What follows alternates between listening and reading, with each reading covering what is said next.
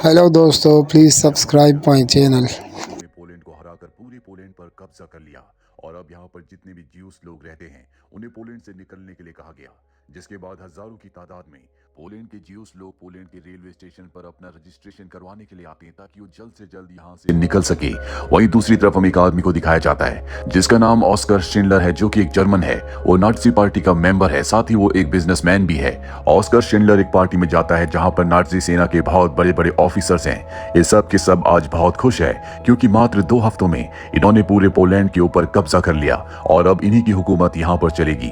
Oscar Schindler यहाँ पर सबके लिए ड्रिंक्स मंगवाता है। जल्दी यहाँ पर जितने भी ऑफिसर्स होते हैं वो सब के सब ऑस्कर शिंडलर को जान जाते हैं। शिंडलर जंग के इन हालातों में अपने बिजनेस को और भी एक्सपैंड करना चाहता है, इसीलिए वो एक ऑर्गेनाइजेशन के पास जाता है जो कि ज्यूस लोगों की ऑर्गेनाइजेशन है। नाजी सेना जो भी ऑर्डर्स देती है वो यहीं से लागू किए जाते हैं। साथ ही ज्यूस लोगों के पास जो भी शिकायतें होती हैं वो अपनी शिकायतें लेकर इसी ऑर्गेनाइजेशन के पास आते हैं। और अब शिंडलर यहाँ पर आता है।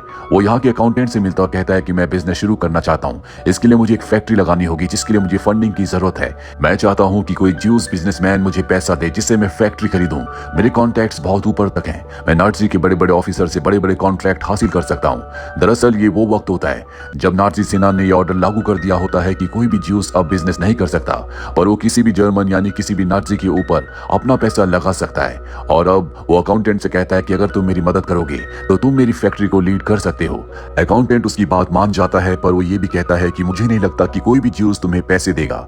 कुछ और वक्त बीत जाता है और साल आता है 1941 और अब पोलैंड में जितने भी ज्यूस लोग रहते हैं उन सबको कंसंट्रेशन कैंप भेज दिया गया है, यानी कि लगभग सभी ज्यूस लोगों को उनके घरों से बेघर कर दिया गया है। वहीं शिंडलर कुछ व्यापारियों से मिलता है और कहता है कि मुझे बिजनेस के लिए फैक्ट्री के लिए पैसे चाहिए, इसके बदले तुम्हें कंपनी में भागीदारी मिलेगी। साथ ही इन हालातों में जो भी तुम्हें जरूरत का सामान चाहिए वो सारा सामान मैं तुम्हें दूंगा। तुम्हें बस नाजी के बड़े बड़े ऑफिसर से बचकर रहना होगा क्योंकि तुम्हारी जान को खतरा है।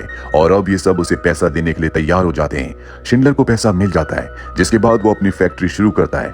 अकाउंटेंट उसके सभी कामों को संभालता है। साथ ही शिंडलर ने बड़े बड़े ऑफिसर्स की मदद से बहुत सारे आर्मी के कॉन्ट्रैक्ट को हासिल कर लिया है, यानी कि फैक्ट्री खोलते ही उसके पास बहुत सारा काम आ जाता है।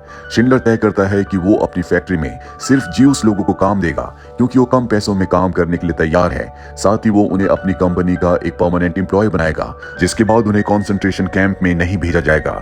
और अब यहाँ पर बहुत सारे ज्यूस लोगों को लाया जाता है जो सब इस फैक्ट्री में काम करेंगे।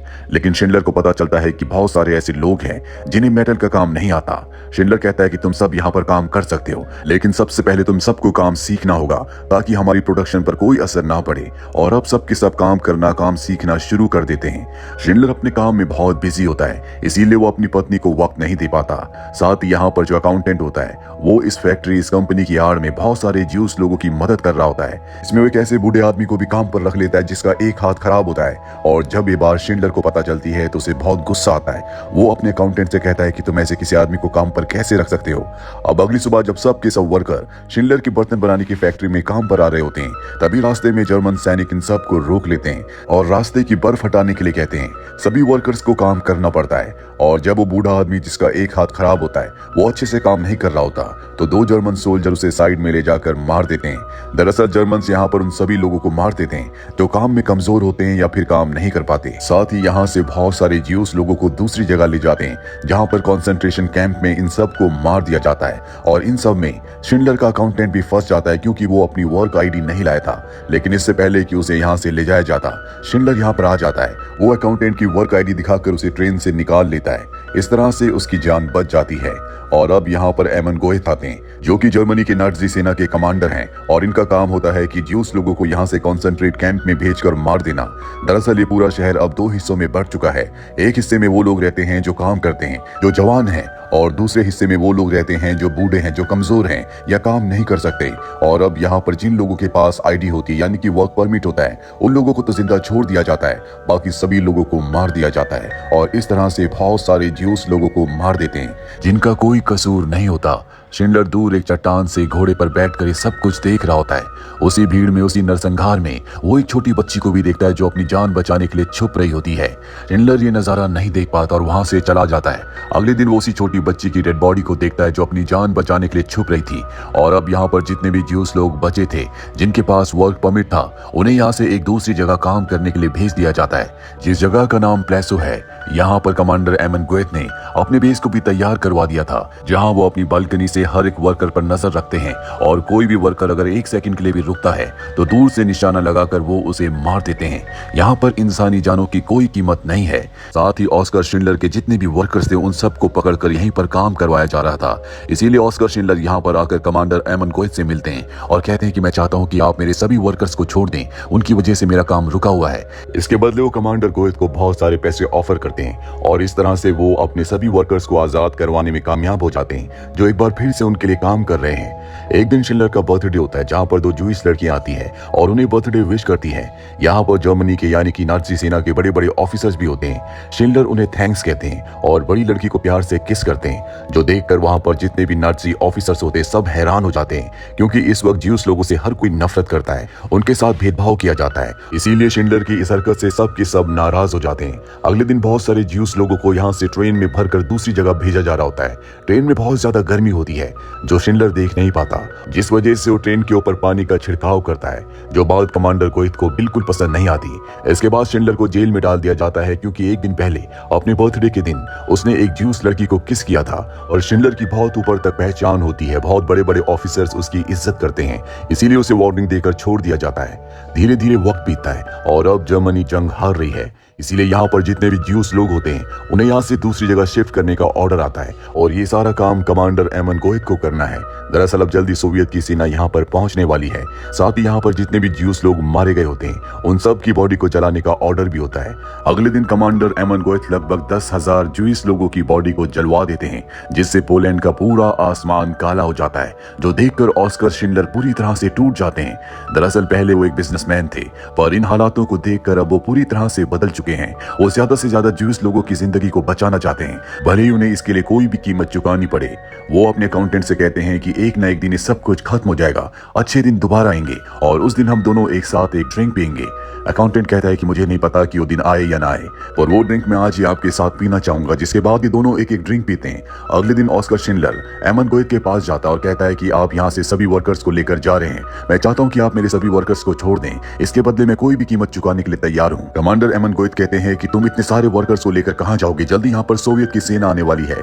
ऑस्कर शिंडलर कहते हैं कि मैं अपने होम टाउन चेकोस्लोवाकिया चला जाऊंगा, वहां पर मैं एक नई फैक्ट्री की शुरुआत करने वाला हूं, मुझे इन सभी वर्कर्स की जरूरत है। कमांडर एमन गोएथ उसे समझाने की कोशिश करते हैं कि अगर तुम सभी वर्कर्स को यहाँ से चेकोस्लोवाकिया ले जाओगे तो उसमें बहुत खर्चा आएगा, शायद तुम उसे अफोर्ड ना कर सको। पर शिंडलर ने अब तय कर लिया है, इसीलिए रात को अपने अकाउंटेंट की मदद से वो एक लिस्ट बनाता है उन वर्कर्स की जिन्हें वो अपने साथ ले जाना चाहता है और 1100 लोगों की लिस्ट बनती है और ये होती है शिंडलर्स लिस्ट। और अब इस लिस्ट को लेकर वो कमांडर गोएथ के पास जाता है, जिन्हें वो अपने वर्कर्स को छोड़ने के बदले बहुत सारे पैसे देता है। कमांडर एमन गोएथ उसकी बात मान जाते हैं। इसके बाद शिंडलर दूसरे बिजनेसमैन के पास भी जाता है और कहता है कि तुम्हें भी ऐसे ही करना चाहिए, पर कोई भी उसके पद चिन्हों पर नहीं चलना चाहता, कोई रिस्क नहीं लेना चाहता और ना ही कोई पैसे डुबाना चाहता है, क्योंकि सबको पता है कि यहाँ से वर्कर्स को दूसरी जगह ले जाने में बहुत खर्चा है, साथ ही बड़े बड़े ऑफिसर्स को बहुत पैसे देने होंगे जिन पैसों की कोई रिकवरी नहीं है। और अब अकाउंटेंट को पता चल जाता है कि शिंडलर ने अपने वर्कर्स को छुड़ाने के लिए, उन्हें बचाने के लिए अपनी जिंदगी की लगभग पूरी कमाई दे दी है। तो जानकर अकाउंटेंट हैरान हो जाता है, क्योंकि खुद भी वो एक ज्यूस है और इस वक्त में कोई भी जर्मन ज्यूस लोगों के लिए कुछ नहीं करना चाहता, जबकि शिंडलर ने ज्यूस लोगों के लिए अपना सब कुछ न्यौछावर कर दिया। अगले दिन 2 ट्रेन मंगवाई जाती है, जिसमें शिंडलर के सभी 1100 वर्कर्स को यहाँ से चेकोस्लोवाकिया भेजा जाएगा। एक में मेल्स को रखा जाता है और दूसरी ट्रेन में फीमेल्स को। मेल वाली ट्रेन चेकोस्लोवाकिया पहुंच जाती है, जहां पहुंचकर सभी वर्कर्स देखते हैं कि यहाँ पर शिंडलर ने एक बहुत बड़ी फैक्ट्री बनाई है, जहां पर उन सब के रहने का इंतजाम भी है। और दूसरी ट्रेन जिसमें फीमेल्स थी वो अब तक यहाँ पर नहीं पहुंची होती। दरअसल उसमें कुछ पेपर वर्क का प्रॉब्लम था, जिस वजह से उस ट्रेन को कॉन्सेंट्रेशन कैंप में भेज दिया गया है। और अब कॉन्सेंट्रेशन कैंप में सभी फीमेल्स को नीचे उतारा जाता है, उनके बाल काटे जाते हैं, उनसे कपड़े उतारने को कहा जाता है, जिसके बाद उन सबको एक बहुत बड़े हॉल के अंदर भेज दिया जाता है। सबको पता है कि ये गैस चेंबर है जिसके अंदर ज्यूस लोगों को मारा जाता है। सबके सब बहुत ज्यादा डर जाते हैं, पर अगले पल ऊपर से पानी गिरना शुरू हो जाता है, जिससे उन सबको समझ में आ जाता है कि यहाँ पर इन सबको नहाने के लिए भेजा गया है। और अब अगले दिन यहाँ पर शिंडलर भी आ जाता है। वो यहाँ के ऑफिसर्स को अपने पेपर्स दिखाता और कहता है कि ये सब मेरे वर्कर्स हैं, गलती से ट्रेन यहाँ पर आ गई। लेकिन यहाँ के जो सीनियर ऑफिसर्स होते हैं वो इन वर्कर्स को नहीं छोड़ना चाहते। शिंडलर किसी भी कीमत पर इन्हें ले जाना चाहता है, इसीलिए उसके पास जो आखिरी कुछ डायमंड्स बचे होते हैं वो रिश्वत के तौर पर यहाँ के ऑफिसर्स को दे देता है, जिससे वो मान जाते हैं। और अब शिंडलर अपने सभी फीमेल वर्कर्स को यहाँ से लेकर चेकोस्लोवाकिया अपने होम टाउन पहुंच जाता है। चेकोस्लोवाकिया में भी नाजी यानी कि जर्मन सोल्जर्स होते हैं। शिंडलर उन सबसे कहता है कि मैं नहीं चाहता कि मेरी इजाजत के बिना कोई भी जर्मन सोल्जर मेरी फैक्ट्री के अंदर आए। मेरे पास ऊपर से ऑर्डर्स हैं और अगर किसी ने मेरी बात नहीं मानी तो उसके खिलाफ मैं शिकायत करूंगा, जिससे उसको सजा हो सकती है। और साथ ही मेरी फैक्ट्री में जो भी नुकसान होगा उसका कॉम्पनसेशन भी उसे ही देना पड़ेगा। और अब शिंडलर अपनी फैक्ट्री में आ जाते हैं, जहां पर उस सबसे अपनी वाइफ को इंट्रोड्यूस करवाते हैं। दरअसल इससे पहले उन्होंने किसी को नहीं बताया था कि उनकी वाइफ कौन है। साथ ही वो यहाँ पर सभी ज्यूस लोगों को उनके रीति रिवाजों के हिसाब से प्रेयर करने की अनुमति दे देते हैं, जो जर्मन्स ने पूरी तरह से मना कर दी थी। और इसी तरह से 7 महीने बीत जाते हैं, लेकिन इनकी जो फैक्ट्री होती है वो लगातार लॉस में चल रही होती है, जिस वजह से शिंडलर को पैसों का और भी नुकसान हो जाता है। उसके पास जितनी भी जमा पूंजी थी जिससे वो पूरी जिंदगी ऐशो आराम से जी सकता था, वो उसने ज्यूस लोगों को बचाने के लिए खर्च कर दी।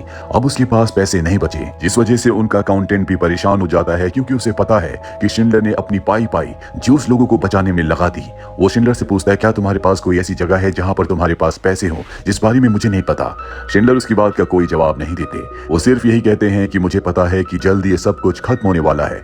कुछ ही दिनों के बाद रेडियो पर न्यूज आती है कि सोवियत ने इस जंग को जीत लिया, जर्मन्स हार चुके हैं, उन्होंने सरेंडर कर दिया। और अब शिंडलर अपने सभी वर्कर्स को बुलाते हैं। यहाँ पर जर्मन गार्ड्स भी होते हैं। वो सबके सामने ऐलान करते हैं कि जर्मनी जंग हार चुका है, उसने सरेंडर कर लिया।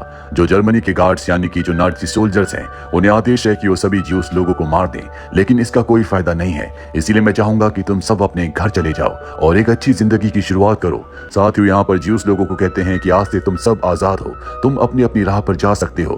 दरअसल अब उनके पास इतने पैसे नहीं है कि वो 1100 लोगों का यहाँ पर ध्यान रख सके, उनका खर्चा उठा सके। जर्मन गार्ड्स यहाँ से चले जाते हैं, वो किसी भी ज्यूस पर हथियार नहीं उठाते। और अब शिंडलर यहाँ पर सभी ज्यूस लोगों के साथ 3 मिनट का मौन रखते हैं, जिसके बाद सभी ज्यूस लोग यहाँ से जाने की तैयारी करने लगते हैं। इन्हीं में एक वर्कर होता है जिसका एक सोने का दांत था, और उसने उस सोने के दांत को पिघलाकर ऑस्कर शिंडलर के लिए एक रिंग बनाई होती है। और वो रिंग अकाउंटेंट ऑस्कर शिंडलर को देता है और कहता है कि जिसने एक इंसान की जान बचाई उसने पूरी इंसानियत को बचाया। ऑस्कर शिंडलर की आंखों में आंसू आ जाते हैं। वो कहता है कि काश मेरे पास बहुत सारे पैसे होते तो मैं और भी ज्यादा लोगों की जान बचा सकता। अकाउंटेंट कहता है कि यहाँ पर 1100 लोग हैं जो सब के सब आपकी वजह से जिंदा हैं। दरअसल यहाँ पर जितने भी ज्यूस लोग होते हैं वो सब के सब शिंडलर के बहुत आभारी होते हैं, क्योंकि अगर शिंडलर नहीं होता तो इन सबको कब का कॉन्सेंट्रेट कैंप भेजकर मार दिया जाता। और अब शिंडलर को अपनी वाइफ के साथ यहाँ से जाना पड़ता है, क्योंकि सोवियत सेना की नजरों में वो एक अपराधी है, क्योंकि वो भी नाजी पार्टी के एक मेंबर थे। शिंडलर अपनी वाइफ के साथ यहाँ से निकल जाते हैं। वहीं ये 1100 लोग, इन्हें नहीं पता कि इन्हें कहाँ जाना चाहिए। ये जब बाहर निकलते हैं तो इनके सामने एक सोवियत का ऑफिसर आता है और कहता है कि तुम ईस्ट की तरफ मत जाना, वहां पर अब भी लोग तुम्हें नफरत करते हैं। इसीलिए सबके सब कंट्री साइड की तरफ निकल पड़ते हैं। दूसरी तरफ हमें दिखाया जाता है कि कमांडर एमन गोइथ को सोवियत के सोल्जर्स पकड़ लेते हैं। उन्होंने बहुत सारे निहत्थे बेगुनाह सिविलियंस को मारा है, जो कि एक वॉर क्राइम है, इसीलिए उन्हें भी मार दिया जाता है। कहानी के अंत में हमें प्रेजेंट का वक्त दिखाया जाता है, जहां पर ऑस्कर शिंडलर की ग्रेव है। दरअसल उनकी मृत्यु सन 1974 में 66 साल की उम्र में हुई थी, जिसके बाद जेरूसलम में उन्हीं के नाम का यानी कि ऑस्कर शिंडलर के नाम का एक पेड़ लगाया गया, जो आज भी वहां पर है। हेलो अस्सलाम वालेकुम दोस्तों, प्लीज़ सब्सक्राइब माय चैनल।